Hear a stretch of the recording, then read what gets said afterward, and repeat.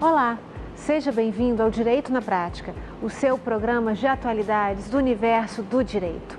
No programa de hoje vamos tratar de multipropriedade, um novo instituto trazido pela Lei 13.777 de dezembro de 2018.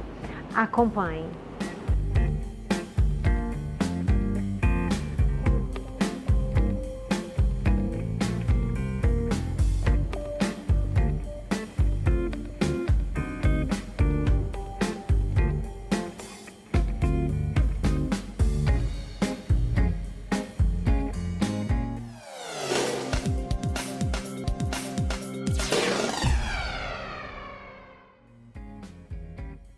Eu converso com Bianca Bonadman, especialista em direito imobiliário. Bianca, muito obrigada por ter vindo ao Direito na Prática. Eu que agradeço o convite, obrigada. Bianca, a Lei 3.777, que é a lei que alterou o Código Civil e trouxe esse novo instituto de condomínio em multipropriedade, ela está realmente inovando o mercado, né? O que é a multipropriedade? A multipropriedade ela é um instituto novo, né? Essa lei ela entrou em vigor agora, em fevereiro, e ela trata da possibilidade do proprietário ele comprar uma fração de tempo de um imóvel. E como é que funciona essa questão de fração? Então, o proprietário ele pode adquirir um mínimo de 7 dias e o máximo não tem limite. E esse tempo ele vai ser utilizado durante um ano, né? Vai ser fracionado, então durante o ano ele pode utilizar. Ele pode ser um período fixo, já pré-determinado, como por exemplo a utilização de 30 dias no mês de dezembro, ou ele pode flutuar. Ele pode num ano ser no mês de dezembro, no ano seguinte ser o mês de janeiro e por aí vai. E esse condomínio inclui as instalações, o mobiliário? Sim, o imóvel ele vai ter toda essa estrutura, né, de mobiliário, e quando o proprietário adquire, ele vai utilizar toda essa estrutura que está dentro do imóvel. E como é feita essa regulamentação? É necessário que haja o registro na matrícula do imóvel, né? Então tem que ter esse registro na matrícula para que possa valer a multipropriedade. E a multipropriedade, ela pode ser instituída por testamento? Sim, por ato entre vivos e testamento. Então a pessoa ela pode herdar essa multipropriedade e também, se tiver um testamento, ela também pode ser beneficiária desse instituto. E se a pessoa não tem interesse em ter um imóvel em copropriedade, né, em multipropriedade, ela pode vender essas frações herdadas? Sim, a lei permite que o multiproprietário ele possa tanto locar como vender para terceiros, não tem problema. Precisa de anuência dos outros proprietários? Então, esse é um ponto que a lei prevê expressamente que não é necessário que haja anuência dos coproprietários. Então, para poder vender a sua fração de tempo, não é necessário que esses coproprietários anuam para poder fazer a venda. Quais são os direitos e as obrigações desses multiproprietários? Então, o multiproprietário ele tem o direito de usar o bem, né, naquela fração de tempo que foi pré-estabelecida para ele. Ele tem o direito de participar da assembleia, que é regulada por uma convenção de condomínio, né?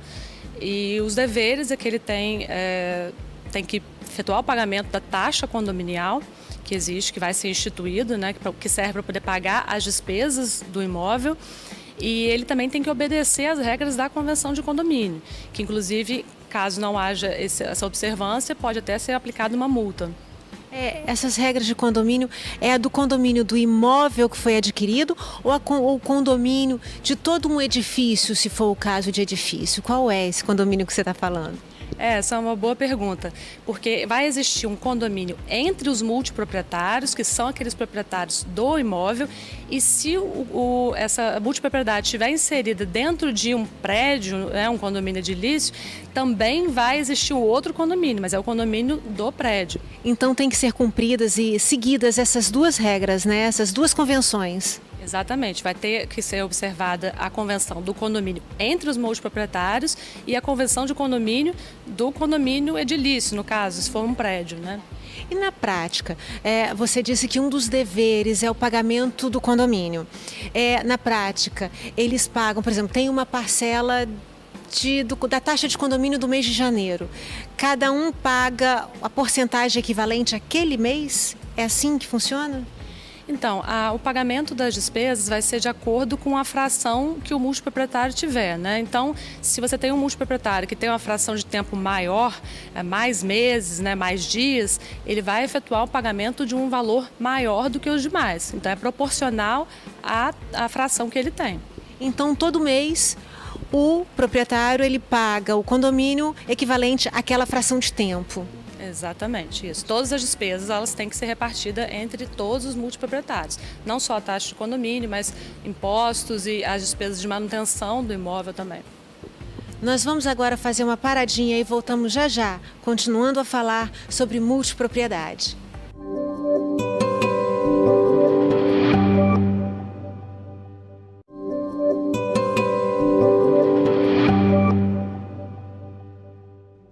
Estamos de volta conversando com Bianca Bonadiman a respeito de condomínio de multipropriedade. Bianca, e um apartamento que já existe num prédio em que não está estabelecida a multipropriedade, como é que é feito? Essa é uma dúvida bastante comum e é interessante mesmo abordar esse tópico, né? Porque os prédios hoje que já têm uma convenção de condomínio, eles não prevêem a multipropriedade, né? Então, para que seja instituído isso em um imóvel, um apartamento pertencente a esse condomínio, é necessário fazer a alteração na convenção de condomínio para que conste essa autorização. E isso vai ser votado por uma maioria absoluta dos condôminos. Sem essa autorização prevista na convenção, não é possível instituir um condomínio em multipropriedade em um prédio. A gente falou que o condomínio em multipropriedade pode acontecer por meio de testamento, né? E qual a diferença de condomínio e de multipropriedade? Porque normalmente quando o apartamento não já existe a questão da multipropriedade, ela é recebida pelos herdeiros através de condomínio.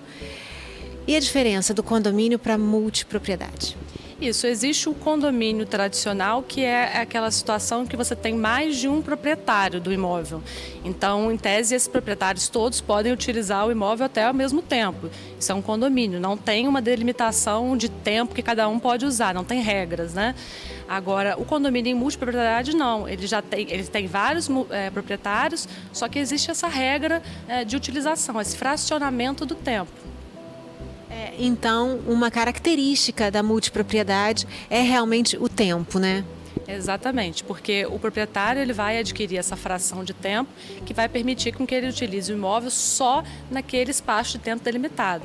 Então, esse é um alerta importante para as pessoas interessadas em comprar um imóvel em multipropriedade, que elas têm que saber que elas não vão ter o direito de utilizar o imóvel durante todo o ano, só durante aquela fração de tempo que ela adquiriu.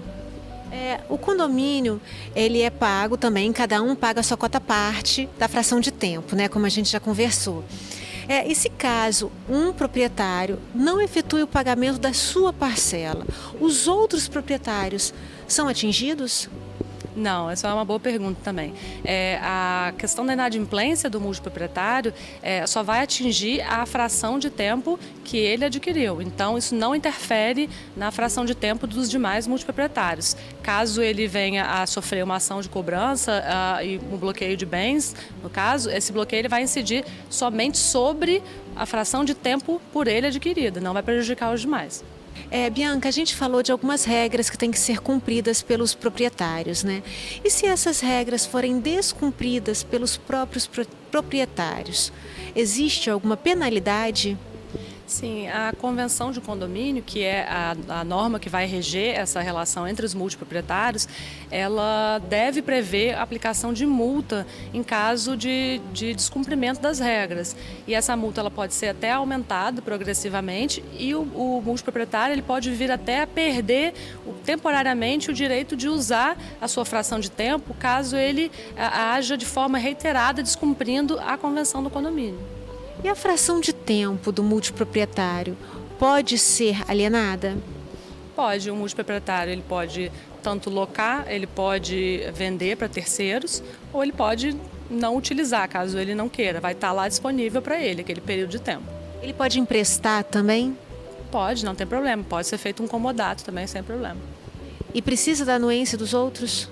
Não precisa da anuência, ele tem só que comunicar o administrador do condomínio, que está sendo feita uma locação ou que está sendo feito um empréstimo, para que o administrador ele tenha ciência de que aquela pessoa vai usar o imóvel naquele período. E se o proprietário, ele empresta em comodato para uma outra pessoa a fração de tempo dele, e esse terceiro, no caso, ele descumpre as regras, quem é que vai sofrer as penalidades? Essa é uma boa pergunta também. Na verdade, quem vai ser responsável vai ser o multiproprietário responsável por aquela fração de tempo. Então, se ele empresta para um terceiro e esse terceiro ocasiona algum dano no imóvel ou no mobiliário, quem vai ser responsável, via de regra, é o multiproprietário, o proprietário daquela fração. E a administração deste imóvel, ela é realizada por quem? Então, a convenção de condomínio, ela tem que prever um administrador condominial, isso está previsto em lei, e esse administrador, ele vai ser o responsável por gerenciar esse imóvel, né? Então, ele vai ser responsável pelas tratativas entre os multiproprietários, verificar se está tendo algum problema na estrutura do imóvel, se é necessário trocar algum mobiliário. Então, essa pessoa, ela vai tomar conta do imóvel. É uma figura muito parecida com a figura de um síndico de prédio, né? Então é bem parecido e ele vai tomar conta do imóvel. Esse administrador pode ser um proprietário mesmo? Pode ser um proprietário ou pode ser um terceiro, não tem problema. E esse administrador, ele recebe alguma forma de pagamento? Pode vir a ser instituído uma remuneração também na convenção, assim como acontece nos síndicos dos prédios, né? Que também pode ser estabelecida uma remuneração para ele. Nós vamos agora fazer uma paradinha e voltamos já já.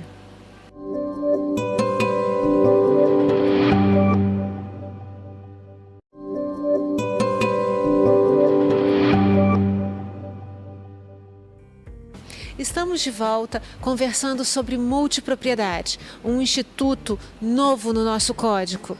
Bianca, você acredita que esse instituto vai trazer uma revolução no mercado? Sim, essa é a tendência. A tendência agora realmente com a multipropriedade é ter um aumento na compra de imóveis, né? Então vai aquecer o mercado imobiliário, justamente também porque a multipropriedade ela vai acabar barateando os custos para a aquisição de um imóvel. Então, tanto para a aquisição quanto para a manutenção desse imóvel. Então a tendência é realmente que aumente as vendas e aqueça o mercado. E qual é o perfil da pessoa que procura comprar uma fração de tempo de um imóvel? Esse tipo de propriedade, ele tem o objetivo de alcançar aquelas pessoas que visam comprar um imóvel para usar durante a temporada, né? Que ela não use o tempo todo. Então, a pessoa tem esse objetivo de usar por uns meses só no verão ou no inverno. Então, esse tipo de pessoa é que a multipropriedade ela é voltada para atender as demandas, né? Um veraneio, por exemplo, né? A pessoa que quer comprar uma casa, um apartamento do verão, passa uma parte, ou de inverno. Então, quer dizer que esse instituto traz a possibilidade de uma pessoa que não tem condições de arcar com um imóvel para passar o verão, para passar as férias com a sua família, adquirir este imóvel e ter os custos partilhados, é isso? Exatamente, é esse o objetivo da lei. Essa nova forma de aquisição de imóvel, ela traz mais segurança ao proprietário? Sim, como a lei prevê que tem que haver o registro da multipropriedade na matrícula do imóvel, que tem que ter uma convenção de condomínio, que tem que ter um administrador desse condomínio. Então, é uma figura que traz vários elementos de segurança para quem deseja comprar esse imóvel em multipropriedade e até, no caso, você colocou do investidor, né, em colocar para alocação de terceiro. A lei ela prevê vários institutos e realmente é uma modalidade muito segura de aquisição de propriedade. E as vendas nesse sentido de multipropriedade já começaram a ser feitas? Esse instituto lá fora ele já é utilizado em muitos casos, né? Você consegue ver em países como Portugal já fazendo a venda de imóveis nesse sistema de multipropriedade, e aqui no Brasil já tem notícias de que vão ser lançados empreendimentos nesse sentido, integralmente já em multipropriedade. E quando uma pessoa tem a intenção de adquirir a fração de tempo de um imóvel, mas ela não sabe como começar essa procura, o que ela deve fazer?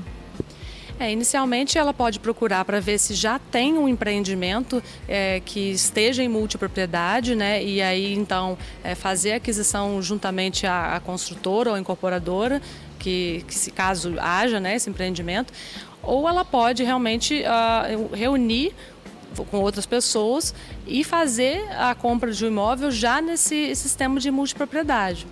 Caso o edifício tenha essa permissão, não é isso? Exatamente. Se o imóvel estiver dentro de um condomínio edilício, dentro de um prédio, ou se for uma casa que estiver dentro de um condomínio, é necessário que o interessado ele verifique se a convenção de condomínio ela prevê esse tipo de propriedade. Senão, ela não vai poder ser instituída. E você acredita que aqui no estado do Espírito Santo vai realmente vingar, vai pegar essa nova modalidade? Eu acredito que sim, dado o potencial do estado, o potencial turístico, eu acredito que sim.